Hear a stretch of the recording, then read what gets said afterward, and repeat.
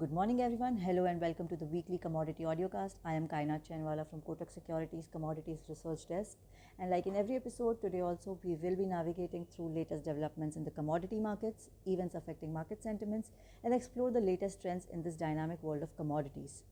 To say that last week was truly eventful would not be an overstatement, as we saw that markets witnessed wild swings due to US inflation data, China stimulus measures, and fluctuating rate cut bets. Soft inflation print from the US boosted investor sentiments last week, while hawkish remarks from several Fed officials limited global risk appetite in the latter part, which was again reversed by Chinese stimulus measures. So, dollar slipped to 5-week low of 104.08 as a cooling in US Core CPI in April for the first time in 6 months indicated a gradual easing of persistent price pressures.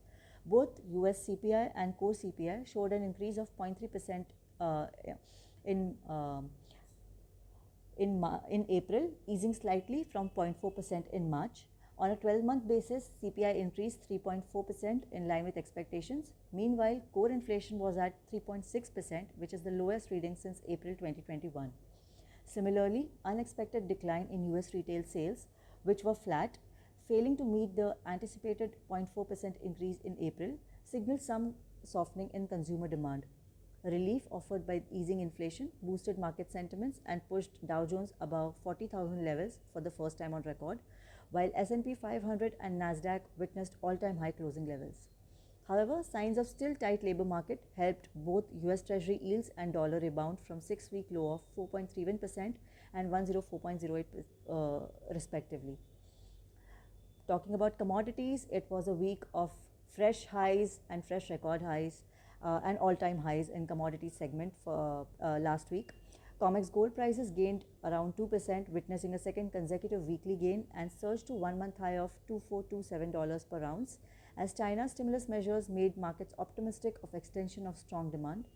Gold saw volatile swings during the week as prices witnessed a 1% gain following US CPI figures, but pulled back soon after as some Fed officials reiterated that US inflation needs to ebb further to warrant lower borrowing costs. Federal Reserve Bank of Richmond President Thomas Barkin, his New York and Cleveland counterparts John Williams and Loretta Mester all reiterated that US Central Bank needs to keep borrowing costs elevated for longer to lower inflation to its 2% target, hinting that just one softer inflation reading won't be enough to prompt rate cuts. Investors now look ahead to speeches by Fed officials as more hawkish remarks may push traders to recalibrate rate cut bets.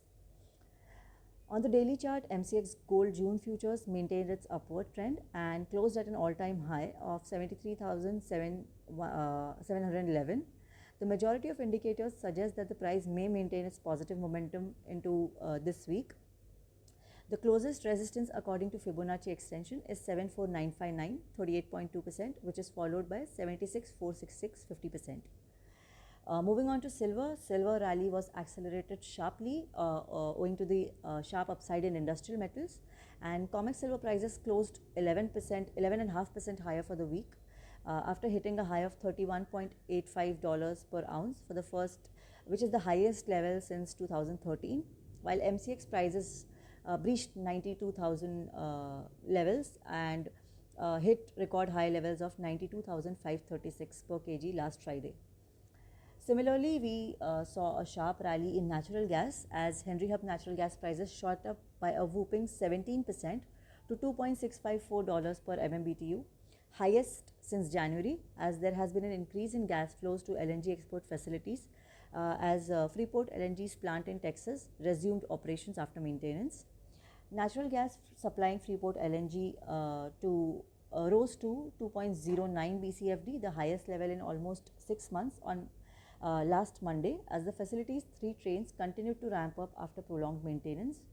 Also, Kinder Morgan Natural Gas Pipeline Company extended maintenance in Montgomery County, Texas through the end of August.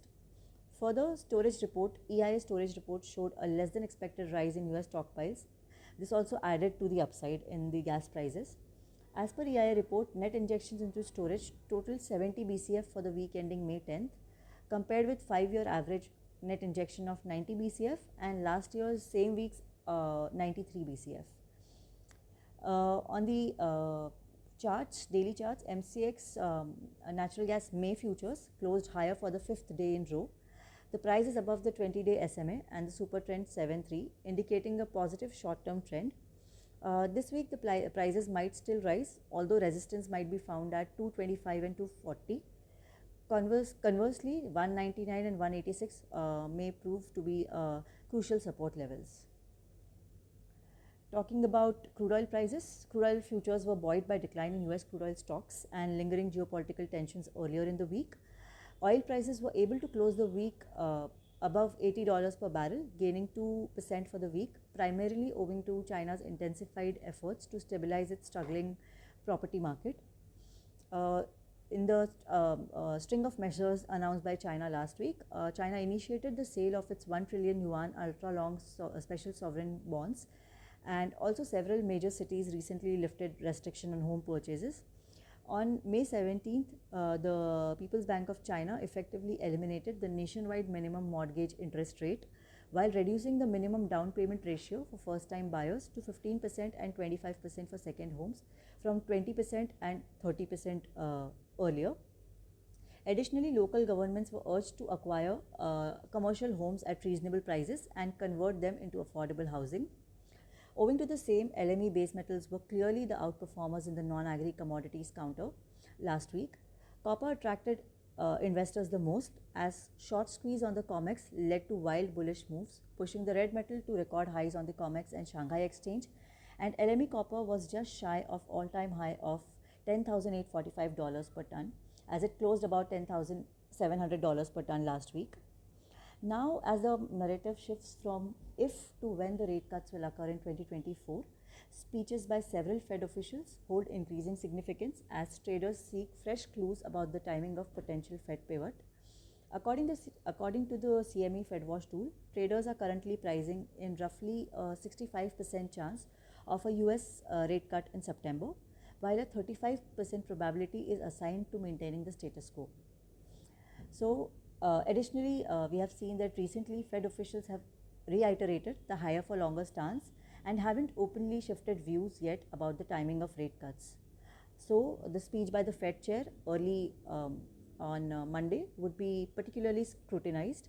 Flash PMI figures from major developed economies. On the data front, flash PMI figures from major global economies would offer the earliest hints on economic activity, while revised inflation expectations may help markets assess the US inflation outlook, which directly affects the rate decisions. Mostly, the relative lack of significant economic data released this week may provide some much needed calm after a frenzied week. So on that note, we conclude our this edition of Commodity Audiocast, and we trust that we've offered you valuable insights. Thank you for listening to us, and we hope that you join us next week again. Until then, happy trading. Thank you so much.